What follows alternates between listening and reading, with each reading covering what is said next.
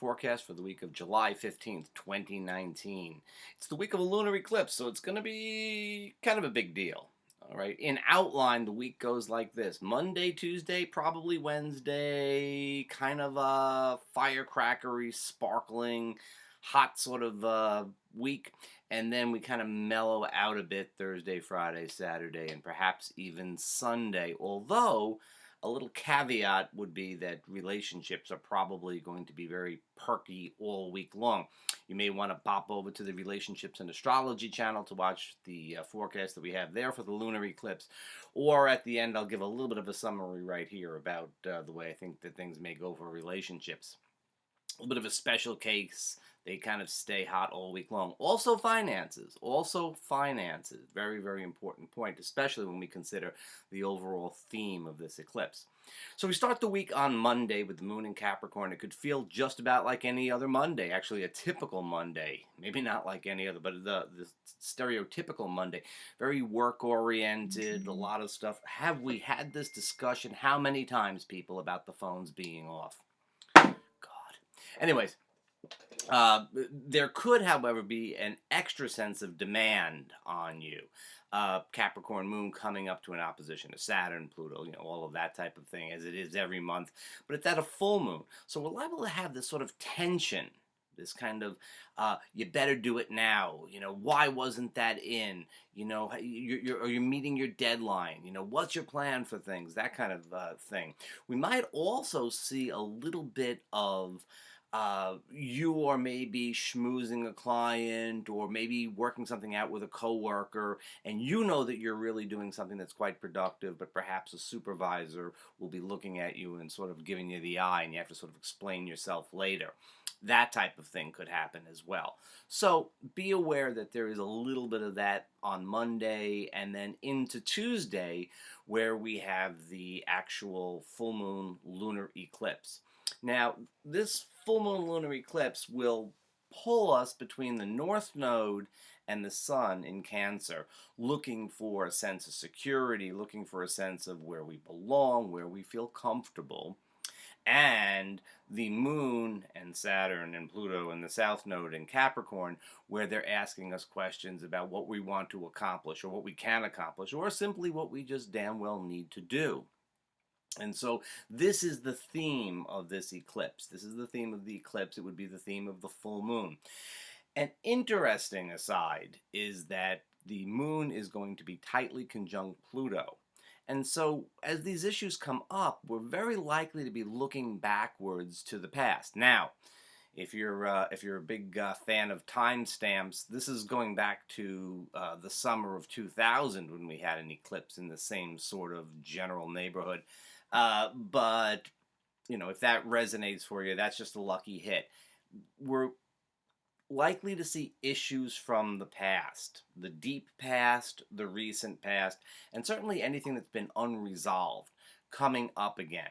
That's a very big part of this eclipse, okay? So stuff that hasn't been worked out, stuff that has sort of been repressed, suppressed, stuff that has simply been avoided is likely to be brought up for processing at this time. As with any full moon, the emotions run high, reactivity is a real potential, so it's not the best time in the world to be actually making decisions. On the other hand, it's not necessarily wise to just sort of stand there while the train bears down upon you. So don't avoid action entirely if you need to, particularly in work-related matters, or particularly with things having to do with your own sense of security and what you need in order to feel safe. That's a big part of what this eclipse is about. So it's not necessarily a time of inaction. Also, if you're sure about something, if you've known for a while what you really want, what you really need, then it's a fine time to go forward. It's just, that immediate kind of impulsive reaction is to be avoided. But other than that, you don't necessarily want to sit still all the time through this. Certainly as we get into Wednesday and the moon tangles with Mars and Uranus, this is an action point. As much as Monday, Tuesday, actually Sunday, Monday, and Tuesday are this kind of building and release, and you see a lot of stuff coming up and sort of flowing out. I'm sort of picturing a bit of a mushroom cloud here. As much as that's the feeling for Monday and Tuesday, on Wednesday is the time when people are most likely to actually act, to actually do something about it. Now, the good news is the moon is going to be in Aquarius, so we should be able to get a little bit of perspective on things, even though they have those hot aspects going on. All right, now Thursday, the moon. Well, Thursday morning is pretty good for doing stuff actually, up until about noon Eastern time. If you sign up for the newsletter on armanddiaz.com, you can get the specific times. But up until about noon Eastern time on Thursday, great time to do stuff. You know, it's definitely a little bit calmer, a little bit more flowing sort of energy. But then the moon goes void, and the moon is void the rest of Thursday and all day Friday. Now, two different ways of looking at this. One is rest, recuperation, take care of daily tasks, take care of routine stuff. And in the meantime, go within, do some processing, think about what's happened over the course of the last week or so, and what you can do about it, what makes you feel good, what direction you want to take. It's time of reflection. The other side of the story is that for those who have more tense or conflicted types of things going on, it's very likely to seem that there's a real diminished sense of control at this time. And so, see which side of things you go on, and, just be aware that you may feel that there's not as much control as you would like. I also want to point out that on Thursday, but particularly on Friday, as the cosmic messenger Mercury does the backstroke into Cancer, we may again see a spike in mercurial mishaps, particularly around things that have to do with home, kitchen, water stuff too. So it's sort of a, the dishwasher may go on the fritz type of thing. Friday night is probably a really good night to get out and have some fun. Saturday, too. Saturday is a pretty good day as well. The thing is that we're getting closer to this Venus opposition to Pluto, and that could be a little tough for some folks. There could be a little tension there in the area of relationships, and again, with finances. Another caveat for Saturday is that there'll be a lunar square to Jupiter, and it could be a time when folks, have an extra couple of cocktails, and that could really sort of heighten the emotionality, the sensitivity under the Pisces moon. And so, if you're already a bit on edge with Venus opposite Pluto, and then you fuel it up a little bit, there could be a bit of a problem there. So just be aware of that. Going back and just taking a look at Venus's walk through the week, right at the lunar eclipse, Venus is opposite Saturn. Boy, is that likely to feel like deadline time in relationships. Very likely to feel like that. But maybe it really isn't deadline time in relationship. Certainly, as you get into the Thursday-Friday period, we have a Venusian trine to Neptune. That can help to put things in soft focus, and or maybe exaggerate some of the conflicts. The need for security pretty high with Venus in Cancer up against the North Node.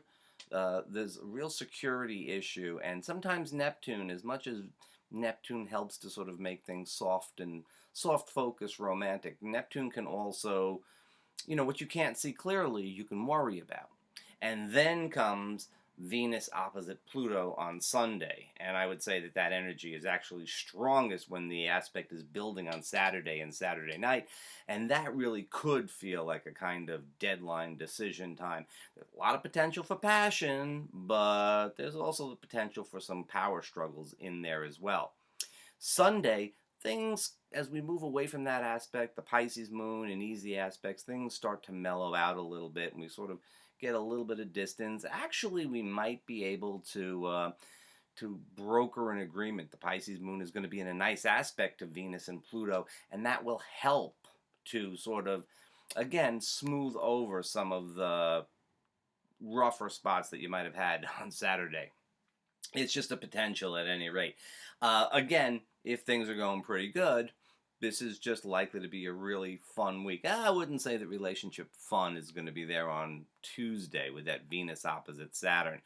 Now, other areas of life that are affected with this Venus, the series of Venus aspects, would be finances. And you may feel rather constricted and you may be a little bit worried about finances right around the full moon eclipse on Tuesday.